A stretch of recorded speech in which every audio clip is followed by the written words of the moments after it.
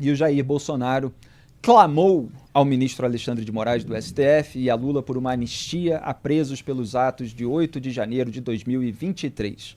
O ex-presidente reforçou o pedido durante a entrevista à Revista Oeste na quinta-feira 28, uma semana após ser indiciado pela Polícia Federal no caso da trama golpista. Antes de mostrar o que o Bolsonaro falou, que me parece ser um momento bem marcante de uma posição bastante constrangedora para o Bolsonaro, eu quero lembrar aqui alguns tweets que eu fiz ao longo dos últimos anos, muito rapidamente, porque quando a gente aponta lá na raiz, a gente é atacado. É atacado. Tem militância bolsonarista infernizando a vida quando a gente diz a verdade sobre aquilo que está acontecendo e vai acontecer. Então vamos pegar o primeiro print aí, produção. Você conseguiu separar aí, ó. Lembra disso aqui? Outubro de 2018. Eu alertei sobre os aloprados que praticariam barbaridades e critiquei o líder que os incentiva. Foi justamente quando eu senti que havia um bando de aloprados se juntando ali ao Bolsonaro e ele, obviamente, sendo condescendente. Então eu escrevi 18 de outubro de 2018. Ainda corrida eleitoral, hein? Ainda não tinha sido o resultado. Todo líder popular atrai, além de pessoas de bem, uma porção de oportunistas, impostores ou malucos, que podem praticar barbaridades mais cedo ou mais tarde. A diferença é que há líderes que as incentivam e outros que as desestimulam e repudiam. O alerta foi feito e Bolsonaro se revelou, ao longo desses últimos 6 anos, como um líder que incentiva essas barbaridades que a gente viu e que a gente cobriu. Vamos para o próximo. Abril de 2021, eu antecipei ali que o Bolsonaro apelaria ao sistema por blindagem e anistia. Então, essa formulação é até um pouco mais complicada, mas no final vocês vão entender. 24 de abril de 2021, parte dos velhos políticos que o bolsonarismo ajudou a escapar da cadeia para evitar a prisão de Flávio Bolsonaro, age agora para triturar politicamente o presidente, a quem, mais cedo ou mais tarde, quando sair do poder, restará o apelo pela reciprocidade para também escapar. Quer dizer, foca aí nesse final. Quando o Bolsonaro sair do poder, vai apelar para ser blindado, vai apelar por anistia. Estava dito lá, em abril de 2021. A gente está falando aqui de 3 anos e meio atrás. Ninguém estava apontando isso aí, que ia acontecer no futuro, não. Vamos para o próximo print. Julho de 2022, mostrei como o bolsonarismo queria garantir uma anistia. Está lá, 29 de julho, o bolsonarismo achaca a democracia para conseguir contrapartida, seja ela uma concessão às suas próprias regras eleitorais, seja a anistia de Bolsonaro. O Bolsonaro, é muito bom deixar claro que esse tweet era sobre isso, ele tinha medo de perder o poder depois de um governo coberto de escândalos e ser preso. Esse pavor da cadeia, ele foi presente na figura do presidente ao longo de todo o governo. E já começou com esse incômodo do desdobramento da Lava Jato tendo atingido o Flávio. Vamos para o próximo. Novembro de 2022, tá ali dia 1º, reforcei o interesse de Bolsonaro em anistia. Então, o que eu escrevi? O que Bolsonaro sempre quis é garantia de blindagem e anistia para nunca ser preso. É o que ele gostaria de ganhar hoje, em troca de um pronunciamento para desmobilizar seus arruaceiros rodoviários do MST verde e amarelo, que era como a gente ironizava. Uma chantagem de presidente mimado que não sabe perder. Vocês lembram? Pode deixar na tela. Vocês lembram que tava lá um monte de gente fechando estrada, que é um perigo, né? Às vezes precisa passar ambulância, precisa passar comida, tem que ter o abastecimento de remédio, de alimento. E tava lá um monte de gente fechando estrada, se dizendo patriota. E o Bolsonaro nada de se pronunciar para desmobilizar aquilo como um líder político, para dizer, acabou, perdi, vamos para casa, é assim a democracia, etc. Nada. Estava estimulando, estava querendo usar aquilo como moeda de troca, margem de barganha, ainda, como a gente sabe hoje ainda, com mais provas, cogitando uma hipótese de golpe de Estado. Aí, 1 de novembro, é onde começa o resumo da minha cronologia na matéria que saiu hoje na Cruzoé. Quer dizer, teve várias reuniões ainda depois com os comandantes das Forças Armadas. E aí, a gente vem para o dia de hoje. Vamos ver o apelo de Bolsonaro previsto nessas minhas tuitadas. Se tudo isso está acontecendo, né? Felipe Martins, eu, golpista, esses outros, por que passar por cima do devido processo legal? Se tem tanta certeza que iam dar um golpe no Brasil, sigam o devido processo legal. Agora, já deu o que tinha que dar. Você pode ver, voltando um pouquinho atrás, quando eu falei, eu tivesse poder de um inquérito investigar. Eu investigar Alexandre Moraes. Alexandre Moraes, o que é isso? O que é isso? É um gesto de amor? Imagine se eu faço um gesto desse num momento qualquer, ou um assessor meu estaria sendo processado. Quem sabe hoje em dia é preso. Que dois pesos, duas medidas são essas, meu Deus do céu? Para nós pacificarmos o Brasil, alguém tem que ceder. Quem tem que ceder? É o senhor Alexandre Moraes. A anistia. Em 79, foi anistia, eu não era deputado, mas foi iniciado gente que matou, que soltou bomba, que sequestrou, que roubou, que sequestrou avião. E vamos pacificar, zero jogo daqui para frente. Agora, se tivesse uma palavra do Lula ou do Alexandre Moraes no tocante à anistia, estava tudo resolvido. Não querem pacificar? Pacifica. Não pode alguém acaba perdendo a vida depois de lançar alguns fogos de artifício lá, tá? Dizer que isso aí é o ódio do gabinete do ódio. Até aproveito aqui, gabinete do ódio, me apresenta uma matéria que seria desse tal gabinete do ódio. Uma matéria. Do lado de lá nós temos aquelas milícias digitais que ajudaram a eleição do Lula. Você viu agora até a Jojo Todinho falando agora que teria sido oferecido para ela R$1,5 milhão para falar bem sobre o Lula por ocasião das eleições. Bateu o desespero demais, demais. Durante 4 anos, a militância bolsonarista, diante de qualquer crítica ou qualquer reação de qualquer pessoa, falava, sentiu muito, sentiu demais. Era assim nas redes sociais. Olha como o Bolsonaro sentiu. Olha o transtorno. Ele está juntando um monte de elementos numa grande salada para encobrir aquilo que ele fez. Ele não fala em nenhum momento sobre aquilo que foi descoberto, do que ele estava fazendo enquanto ele está aí vociferando contra o Moraes. Na parte seguinte, ele até admitiu, só que ele admite uma parte, evidentemente, minimizando tudo aquilo. E vamos lembrar, só para pontuar muito rapidamente, o Bolsonaro teve a oportunidade de contestar o inquérito das fake news na raiz, não quis, porque queria poupar o Toffoli, porque o Toffoli estava blindando o Flávio. Teve a oportunidade de sancionar um projeto que limitava as decisões monocráticas de ministros do STF. Não quis, porque estava contando com decisões monocráticas para blindar a família. E aí depois o Moraes ficou com superpoder no inquérito legitimado pelo Bolsonaro, pelo PGR que ele escolheu, pelo AGU que ele escolheu, dando decisões monocráticas como o Bolsonaro permitiu que acontecesse. Quer dizer, o caminho para frear esse tipo de concentração de poder, que pode gerar mais abusos, e aí tem que ver cada caso, evidentemente, é o caminho do Congresso Nacional, é o caminho constitucional, institucional, mas não. Deixou tudo aquilo crescer, aí quando sentiu que estava desgastado com o eleitorado, na iminência de perder a eleição, ou quando perdeu a eleição, aí foi tramar um plano por mecanismos inconstitucionais. Em outro momento, então, o Bolsonaro admitiu ter discutido a decretação de estado de sítio com militares. Estado de sítio não tem previsão para caso de chorume de derrota eleitoral, mas ele queria fazer esse improviso. Vamos assistir. O tempo todo querem arranjar uma maneira de me tirar de combate. Alguns acham até que não é nem tornar inelegível por mais tempo uma condenação, querem executar. Porque eu vou acabar sendo um problema para eles, trancafiado. Trancafiado por quê? Tentativa de golpe.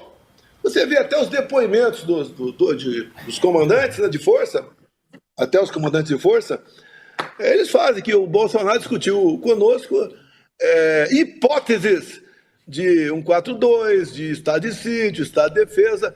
E eu discuti assim, conversei. Não foi nenhuma discussão acalorada. Tá tentando minimizar aí essa consulta aos comandantes das Forças Armadas. E eles não disseram só nessas palavrinhas, não, eles falaram. E eu coloquei isso nas minhas cronologias, que era uma forma de reverter o resultado eleitoral com a qual eles não compactuavam. Era uma maneira ali travestida de golpe de Estado. Isso está colocado de uma maneira muito clara quando eles, o Freire Gomes e o Batista Júnior, falam a respeito da recusa da anuência. Ricardo Kertzmann, rapidamente. Olha, Felipe, chega a ser patético, né? É quase que humilhante ele pedir anistia. Eu não posso ser condenado por algo que estava dentro das 4 linhas, porque eu discuti artigo 142, GLO, isso tudo está previsto na Constituição. Que besteira, porque a gente sabe que essas medidas extremas, o estado de sítio, por exemplo, tem regras muito claras. Você tem que ter um fato muito determinado, uma comoção em nível nacional, uma declaração de guerra. Não é assim, porque perdeu uma eleição, ou porque eu acho que a eleição não foi correta, eu vou e decreto um estado de sítio, eu peço uma GLO. Que bobagem, não tem nada disso. E como a gente diz quando é moleque, né? O Bolsonaro pediu pinico pro Lula, pro Moraes e pro STF, e ele arregou. Pediu pinico e arregou, mas de forma arrogante, né? Porque ele fala assim: a gente tem que pacificar e alguém tem que ceder, alguém tem que abrir mão, e esse alguém é o Alexandre de Moraes. Impressionante, como se ele, Bolsonaro, tivesse em condições de exigir alguma coisa de alguém. Felipe, dentre essas falas todas, me chamou a atenção, eu até escrevi isso numa coluna para o Antagonista, quando ele vai e anda dizendo por aí publicamente que ele pretende, talvez, se refugiar uma embaixada. Isso aí, Felipe, se você conseguir, se você ler um dos quesitos, um dos requisitos para uma prisão preventiva, isso aí se enquadra, porque é uma forma de burlar a lei, de impedir que a lei tenha eficácia.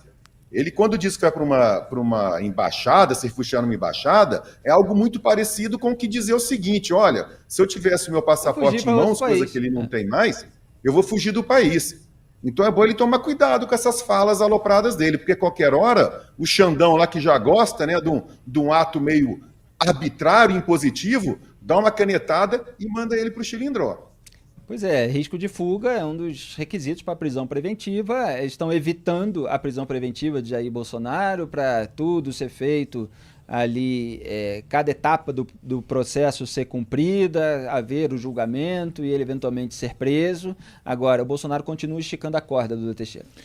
Lembrei daquele vídeo que a gente mostrou essa semana do Bolsonaro cortando o cabelo ali, fazendo a barba, mostrando, sorrindo, né? Tá tudo bem, assim, querendo demonstrar tranquilidade. Muito bem lembrado, Duda. Você até me perguntou, ele tá preocupado? Eu acho que tá, né? E aí a gente vê aí ele gritando, fazendo apelação, pedindo pinico, ele tá realmente preocupado, nervoso, e também acho que é interessante a gente lembrar que antes de sair esse inquérito, esse indiciamento, havia um entendimento dentro do bolsonarismo de que era, olha, vamos segurar, vamos esperar.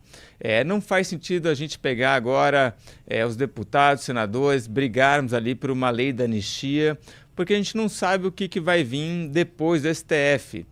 Então, vamos aguardar. Se a gente correr nisso agora, é meio que colocar o carro na frente dos bois. Então, vamos esperar e mais para frente a gente toca essa história. E aí, depois que sai o indiciamento e esse relatório da PF, a gente vê que ele está bem preocupado, né? Nervoso e fazendo um apelo. Então, assim, mudou o cálculo do Bolsonaro e acho que isso se deve às informações que estão ali, né? As mensagens, todos os documentos, as provas, as comprovações ali por localização de celular, acho que isso pesou no entendimento que ele tinha. Essa é a diferença, vocês estão vendo na tela o vídeo citado pelo Duda, que a gente exibiu aqui dias atrás, entre uma peça de marketing e o sujeito no momento de absoluta preocupação, de pavor. Então ele está ali cortando o cabelo, em torno a algumas figuras mais íntimas, tentando fazer uma graça. Vamos filmar isso aqui, vamos divulgar para mostrar que o presidente não está preocupado, que ele está super tranquilo, né? E aí a gente vê agora o Bolsonaro real, o Bolsonaro que está desesperado. E Ricardo, eu me lembro até uma vez que você falou de algumas coisas que você não esquece, porque não dá para esquecer mesmo, né? Quem teve a vida infernizada por linchamento bolsonarista, tentativa de linchamento, porque obviamente eles não conseguem atingir a gente, nossa carreira continua desde sempre, passando por linchamentos petistas, bolsonaristas, etc. Mas durante muito tempo, ao longo do governo Bolsonaro, nós alertamos, nós criticamos, nós apontamos o que deveria ser feito, e eles continuaram atacando todas as vozes que alertavam, que criticavam, que mostravam que aquilo não ia dar certo. Eles insistiram e teimaram em fazer articulações absolutamente alopradas por vias que podem ser consideradas inconstitucionais. Estou falando por parte do Poder Judiciário. Quer dizer, eles vão, esticam a corda, aí não dá, na base do se colar, colou. Aí não cola, porque os comandantes não aceitam, eles sentem que não conseguiram o apoio, etc. Então vamos pegar uma anistia, quando tudo é descoberto. Entende? Não é fácil. Você vai, estica a corda ao máximo, você tenta se manter no poder, você tenta assassinar a reputação daqueles que estão expondo a podridão em que você está metido, etc. E lá na frente, se nada colar, pessoal, vamos fazer um acordo aqui todo mundo, pô, chega aqui, vamos conversar. Não é fácil isso, Ricardo? E justamente, Felipe, vindo de quem adorava, né, apontar o dedo, e aí com razão, para impunidade. Impunidade contra políticos que eles combatem. Porque quando as coisas chegam nas cortes superiores, é um salve geral, todo mundo acaba sendo livre pelas togas, pelas canetas amigas. Não Como pode. Flávio. Aí, como? Como Flávio, no STJ, pelo João Otávio de Noronha. Com eles, perfeito. Ou no STF, na segunda turma. Não, aí com a gente é diferente. Com a gente tem que ter anistia. Durante anos, Felipe, esse pessoal agiu não só de forma aloprada, não só na ilegalidade, nem moralidade, mas com uma virulência, no nível de ameaça física, contra pessoas que combatiam no campo das ideias. Porque eu, Ricardo, e sei que você também, eu acompanho o trabalho há muito tempo, a gente jamais avançou o combate de ideias, a gente jamais avançou o combate das práticas. Nunca foi nas questões pessoais ou nas questões familiares no sentido íntimo e não no sentido de blindar filhos, né, na justiça. Mas eles não. Então, depois de fazerem tudo o que fizeram, depois de incorrerem todos os crimes que supostamente incorreram, agora vamos lá. Por favor, Alexandre de Moraes. Por favor, Lula. Anistia para todo mundo.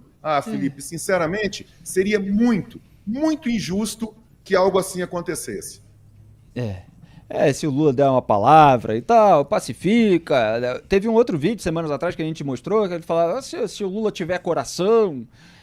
Esse é o Bolsonaro. Ele estica a corda, na hora H, dá aquela amarelada. Lula Teixeira, quer complementar? Eu quero. O Bolsonaro lembra ali da anistia de 1979, mas é uma situação muito diferente da situação que a gente tem hoje. Porque lá atrás a gente teve ações violentas, tanto ali por parte da ditadura militar, então que realizou sequestro, tortura, desaparecimentos forçados, quanto ações violentas por parte das guerrilhas, né, dos grupos de esquerda, tanto nas cidades quanto no Araguaia, né, Lamarca, essas coisas. Então, quando você deu a anistia, você nivelou esses crimes, esses abusos que eram semelhantes dos dois lados. A hora que o Bolsonaro fala o lado de lá, o Lula, o Alexandre de Moraes, é uma situação diferente porque, assim, o Bolsonaro aparentemente tentou um golpe de Estado a hora que ele abordou os comandantes das Forças Armadas. Mas não dá para culpar ou acusar o Lula e o Moraes de terem feito isso, né?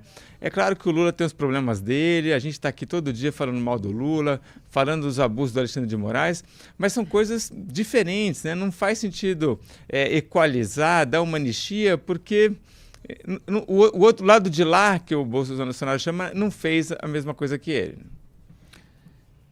Muito bem. O que eu ia comentar é o seguinte, o Duda percebeu aí essa parte do Bolsonaro se referindo à anistia que foi decorrente do enfrentamento da ditadura militar com a luta armada, etc. E o que aconteceu naquela época que resultou em todos esses crimes, em toda essa violência, foi justamente um golpe de Estado. Então, assim, a alegação do Bolsonaro, se você perceber pelas palavras que ele usa, pela entonação, quem quiser pode rebobinar aí o vídeo para ver, é uma alegação de, olha, teve anistia quando teve crime, é como se ele estivesse dizendo que teve crimes muito mais graves, teve assassinato, teve lesão corporal, ele usa as palavras dele lá, não vou me lembrar agora qual foi a formulação, mas ele está querendo dizer o quê? Que agora não teve. Agora não teve. Vocês estão falando aí de consulta e não sei o que e tal. Só que é justamente a possibilidade de haver um golpe de Estado que precisa ser, evidentemente, punida, a tentativa de se estabelecer um golpe de Estado, porque uma vez estabelecido um golpe de Estado, o que se acredita que iria acontecer? Quer dizer, quando houve a ditadura militar no Brasil, houve todo esse enfrentamento. Se houvesse uma ditadura militar de novo, haveria novos enfrentamentos, certamente com uma violência, com um ímpeto muito grande. Ou vocês acham que todo mundo aí ia seguir a vida tranquilamente, com o exército e tal, mesmo com aquela memória de luta contra o regime militar? Então, assim, toda a alegação do Bolsonaro, ela é um tanto furada, ela é bem destrambelhada.